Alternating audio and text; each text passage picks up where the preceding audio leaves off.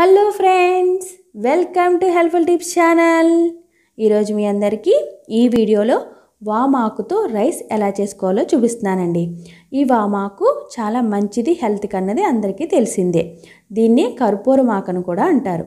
ఇది మనం ఎక్కువగా మోషన్స్, కడుపు నొప్పి, అలాగే జలుబు, దగ్గు, జ్వరం ఉన్నప్పుడు ఎక్కువగా వీటి కషాయం తాగుతాం. కానీ దీంతో రైస్ కూడా మనం ఎటువంటి హెల్త్ ప్రాబ్లమ్స్ ఉన్నా కూడా చేసుకుని తినచ్చు.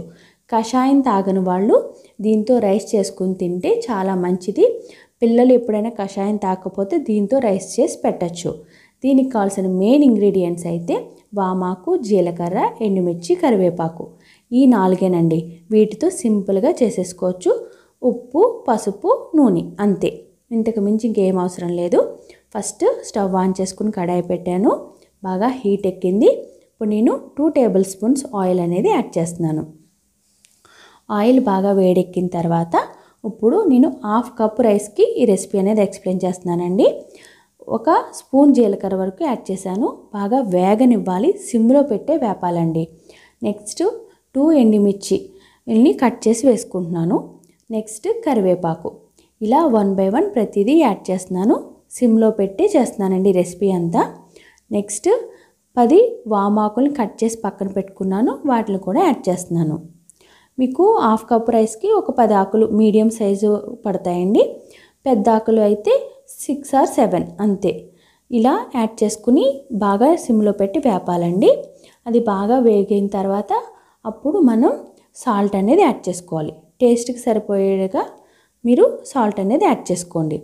నెక్స్ట్ అలాగే పసుపు కూడా యాడ్ చేసుకోండి. ఇలా 1 బై 1 ప్రతిదీ యాడ్ చేసుకుని నెమ్మదిగా సిమ్లో పెట్టి వేపాలి. అది బాగా వేగిన తర్వాత ఆయిల్ అనేది బాగా పైకి వస్తుంది.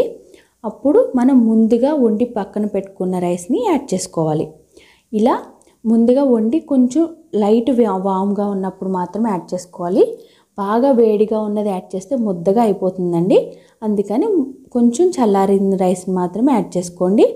సిమ్లో పెట్టి మొత్తం ఈ రైస్ బాగా పైకి కిందకి కదుపుతూ ఉండాలి. అప్పుడు ఈ ఫ్లేవర్స్ అన్నీ ఆ రైస్కి చాలా బాగా పడుతుంది. రైస్ టేస్ట్ అనేది చాలా బాగుంటుంది.